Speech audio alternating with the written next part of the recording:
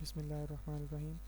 तो आज का जो हम टॉपिक डिस्कस करने लगे हैं वो है बेसिकली हमारे पास drawbacks of Rutherford atomic model. Previous lectures के अंदर हमने इसकी एक्सपेरिमेंटल की पॉइंट को देखा, ऑब्जर्वेशन को देखा, रिजल्ट्स को देखा, और आज हम बात करेंगे इसके ड्रॉबैक्स के ऊपर, यानी कि किस तरह ये जो रदरफोर्ड का एटॉमिक मॉडल था वो फेल हुआ था।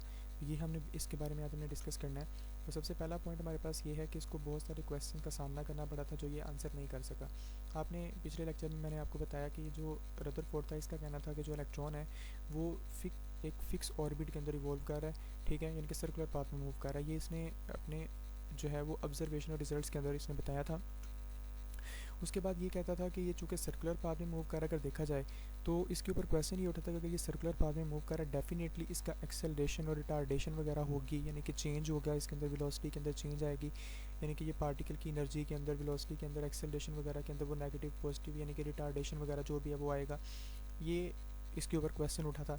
तो डेफिनेटली ऐसा होना भी चाहिए, अगर ये पार्टिकल सर्कुलर पाथ में मूव कर रहा है तो इसके अंदर चेंजेस तो आएंगी, और इसको अगर चेंजेस आएंगी तो जैसा एक ये यूनिवर्सल ट्रूथ बात है कि अगर एक बंदा है वो मुसलसल मूव करी जा रहा है, मूव करी जा रहा है विद, और डेफिनेटली उसकी एनर्जी लूज़ होगी और एक वक्त आएगा वो फॉल डाउन हो जाएगा। इसी तरह अगर इलेक्ट्रॉन ये मूव कर रहा है कंटिन्यूसली तो इसको एक वक्त आएगा कि इसकी एनर्जी लूज़ हो जाएगी और ये एटम जो है, इलेक्ट्रॉन जो है सॉरी, वो न्यूक्लियस के अंदर फॉल कर जाएगा यानी कि गिर जाएगा। लेकिन ऐसा होता नहीं है, ठीक है। ये एक इसके ऊपर क्वेश्चन आया था कि अगर ऐसा है तो इसको जवाब देना चाहिए था, लेकिन ये जवाब इस चीज़ का नहीं दे पाया। यानी कि अगर तो वो इस तरह होता है कि अगर न्यूक्लियस के अंदर वो गिर जाता है यानी कि इलेक्ट्रॉन, तो इसका मतलब ये है कि ये इंस्टेबिलिटी है, लेकिन हम तो जानते हैं कि एटम एक स्टेबल पार्टिकल है। तो इस तरह रदरफोर्ड जो था वो फेल हो गया था कि उसने किस तरह, यानी कि वो इसका आंसर नहीं कर पाया था कि वो किस तरह इस क्वेश्चन का आंसर करे, तो ये फेल हो गया यहाँ पे। उसके बाद ये कहता था कि ये कंटिन्यूसली मूव कर रहा है, जैसे मैंने अभी बताया। इसका मतलब अगर ये कंटिन्यूसली मूव कर रहा है तो इस जो रेडिएशन यहाँ पे निकलेगी तो वो कंटिन्यूस स्पेक्ट्रम शो करना चाहिए, लेकिन ऐसा नहीं था।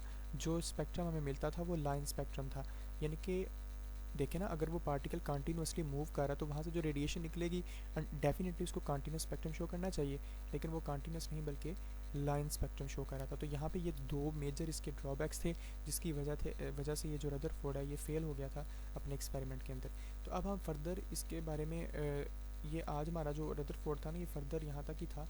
तो ये आज हमने इसके ड्रॉबैक्स के ऊपर इसको कंप्लीट कर दिया है। तो बाकी इसके रिगार्डिंग अब टोटल जितने भी इसके पार्ट्स हैं उसके रिगार्डिंग किसी भी पॉइंट पे आपको कन्फ्यूजन हो तो आप इजीली जो है वो पूछ सकते हैं, ताकि उसका आंसर जो है वो मैं आपको परफेक्ट तरीके से, अगर ज़रूरत पड़े तो एक वीडियो लेक्चर की शक्ल में, या फिर जैसे आंसर करना ईजी हुआ तो उस तरीके से आपको जो है उसका आंसर कर दिया जाएगा।